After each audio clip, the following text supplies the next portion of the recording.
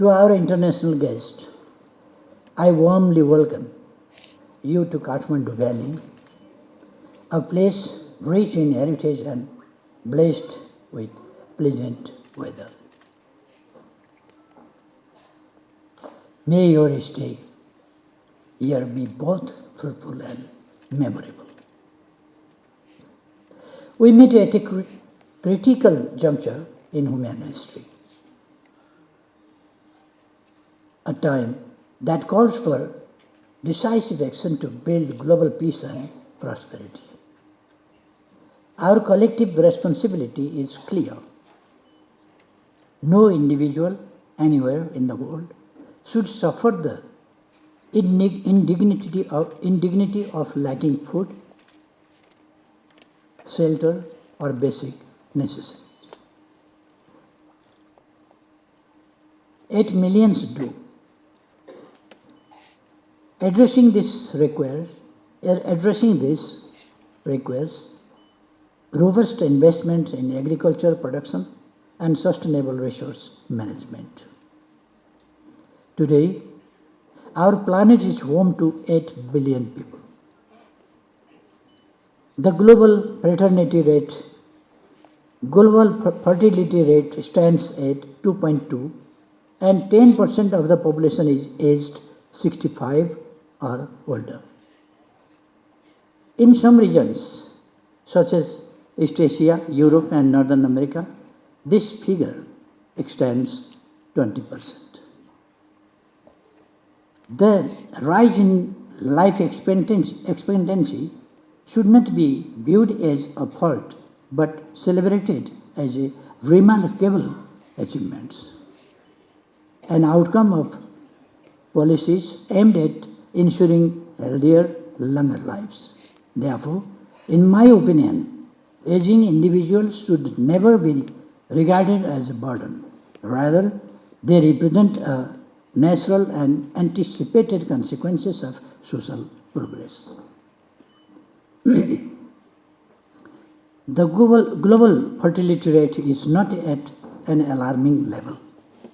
However, overly cautious young couples are increasingly opting to limited births unnecessarily.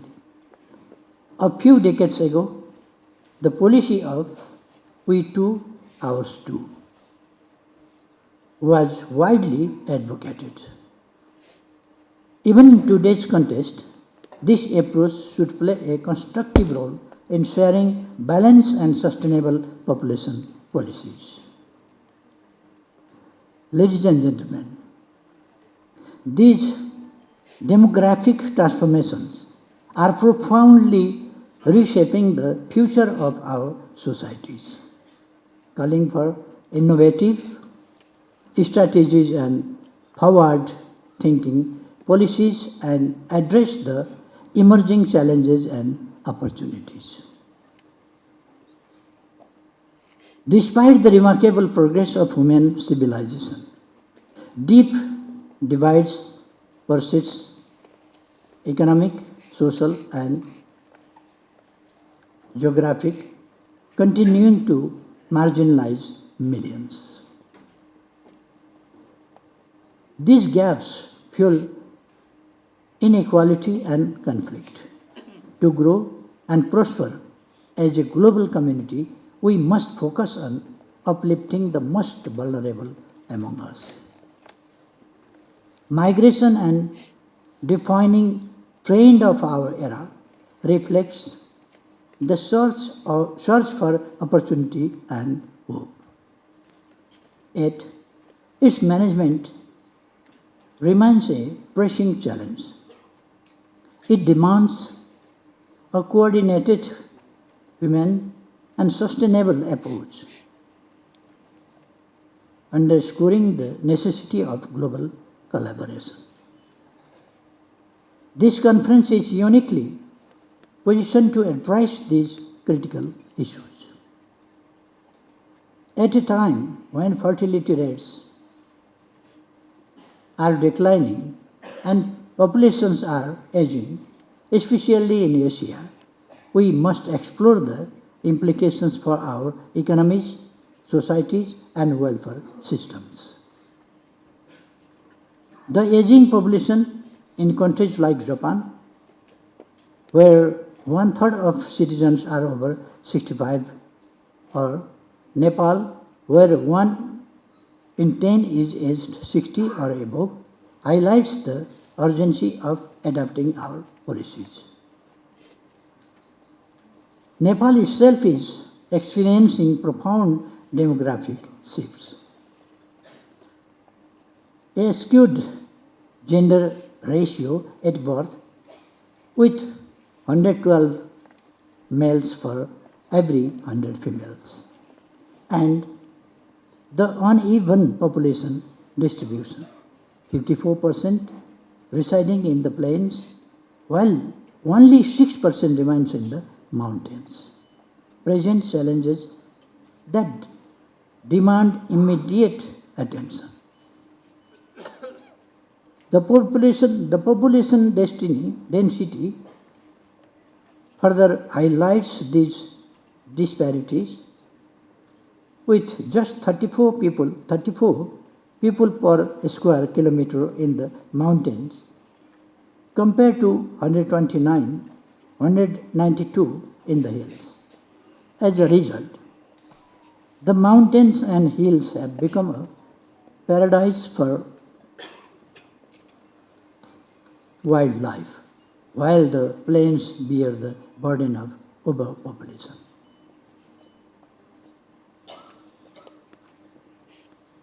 This necessitates the adoption of equitable and inclusive development policies to encourage individuals to remain in their places of birth. It is essential to ensure the availability of daily necessities. Moreover, we must not overlook the intricate correlation between development and population density, as it plays a pivotal role in shaping sustainable growth. I am confident that this forum will offer valuable insights to help us address the disparities.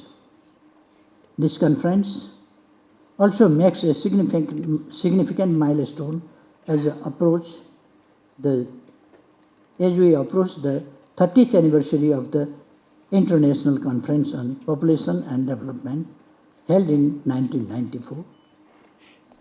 The principles established at the ICPD, prioritizing human rights, focusing on people, recognizing the links between population and development, addressing gender-based violences, and ensuring access to reproductive health care are as relevant today as ever. They urge us to persist in advocating for sustainable population and development policies that uphold these enduring values. In the wake of the COVID-19 pandemic, the vulnerabilities of our societies have been starkly revealed. This moment calls for reflection and renewed action to integrate population issues into broader social, economic, and political strategies. Similarly, the looming threat of climate change demands urgent global cooperation to ensure we leave a healthy planet for future generations. Ladies and gentlemen, I firmly believe this conference presents an invaluable platform for governments, academics, and development partners to reassess progress, exchange experiences, and strategies for the future.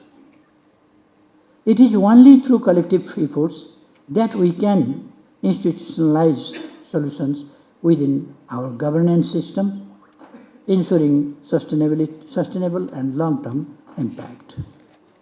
For us, achieving the Sustainable Development Goals is synonymous with realizing our national aspiration, prosperous Nepal, happy Nepali.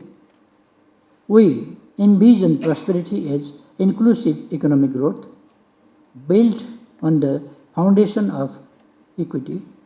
This means creating a level playing field for all, ensuring equitable access to quality education and healthcare as fundamental rights, strengthening social safety nets, and empowering marginalized communities.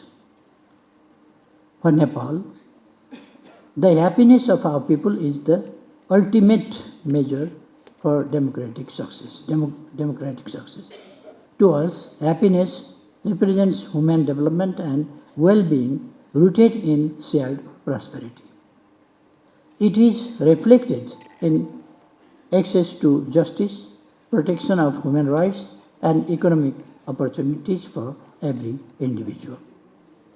Achieving this vision demands more than dialogue. It calls for decisive action.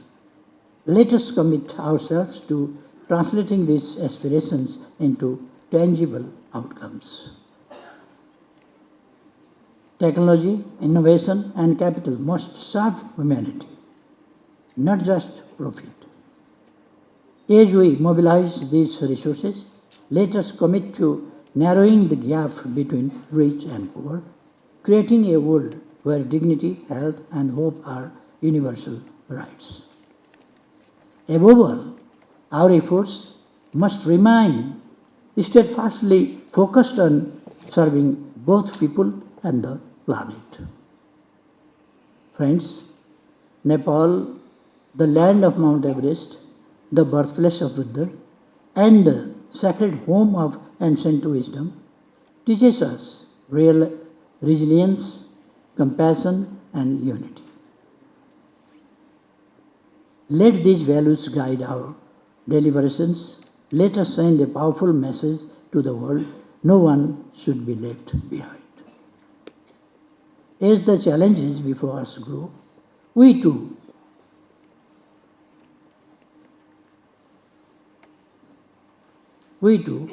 there's the potential for solutions.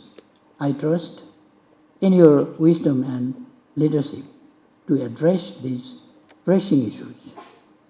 Together we can build a more harmonious and prosperous world. Thank you, and I wish you a successful conference and a pleasant stay in Kathmandu. All the best. Thank you.